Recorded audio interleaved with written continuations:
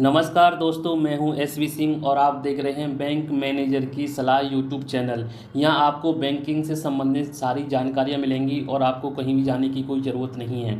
और दोस्तों, हमारा पिछला टॉपिक था एसएमए क्या होता है, एसएमए की कितनी कैटेगरी होती हैं। तो दोस्तों, अगर आपने हमारा पिछला वीडियो नहीं देखा है तो आपको ज़रूर देखना चाहिए, क्योंकि आज का हमारा टॉपिक उसी से संबंधित है। आज का हमारा टॉपिक है एनपीए, नॉन परफॉर्मिंग एसेट। यानी कि किसी भी बैंक के लिए लोन जो होता है वो एक एसेट होता है, क्योंकि उससे उसकी इनकम होती है।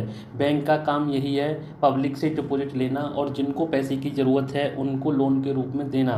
तो दोस्तों, अगर 90 डेज के बाद यानी कि 91 पे खाता एनपीए में स्लिप हो जाता है, अगर आपने अपने खाते में हाउसिंग लोन में या एजुकेशन लोन में किसी भी लोन में अगर आपने कोई इंस्टॉलमेंट जमा होनी है और वो 90 डेज तक जमा नहीं होती है, तो 91 डेज पर खाता एनपीए में स्लिप हो जाएगा।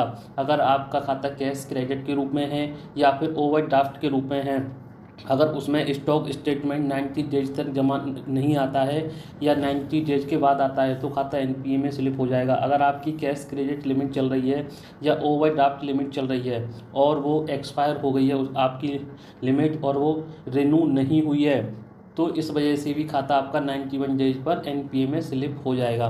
तो दोस्तों, हमेशा अपनी अगर आपकी कैश क्रेडिट लिमिट या फिर ओवरड्राफ्ट लिमिट यानी कोई भी लिमिट चल रही है वो टाइम से रिन्यू हो जाए, अन्यथा वो पेनल चार्ज भी लगता है 2%। यानी जो आपका interest rate cash credit limit और ओवरड्राफ्ट लिमिट में जो इंटरेस्ट रेट लग रहा है, लिमिट एक्सपायर होने के बाद प्रत्येक बैंकों का अलग अलग है। कुछ बैंकों में 2% ज़्यादा इंटरेस्ट लगता है, जो कि आपके लिए सही नहीं है, नुकसानदेह है और आपके सिविल स्कोर पर भी प्रभाव डालता है। सिविल स्कोर जिससे कम होता है।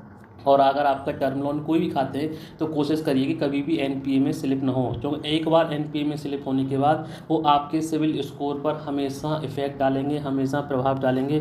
तो दोस्तों, ये एनपीए और उसके बाद खाता एनपीए होने के बाद खाते के में बैंक 13 तो इशू करती है और 13(4) इशू करती है। ये सभी सरफेसी एक्ट के अंदर आते हैं। सरफेसी एक्ट क्या होता है, ओटीएस क्या होता है, और सारी ये जानकारी आपको इस चैनल पर लगातार मिलती रहेंगी। दोस्तों, ये एक एजुकेशनल पर्पज़ के लिए हमने चैनल बनाया है। इसे आपको बैंकिंग से संबंधित जो कि आपने जो शब्दावली बैंक में सुनी है या आपके फ़ोन आता होंगे, क्या आपका खाता एनपीए में स्लिप हो रहा है या हम 13(2) इशू करने वाले हैं, 13(4) क्या होते हैं और इनसे कितने गलत इफेक्ट होते हैं, वो सब हम आपको यहाँ पर बताएंगे। नमस्कार दोस्तों, धन्यवाद। इसी तरह हमारे चैनल के साथ जुड़े रहिए। नमस्कार दोस्तों।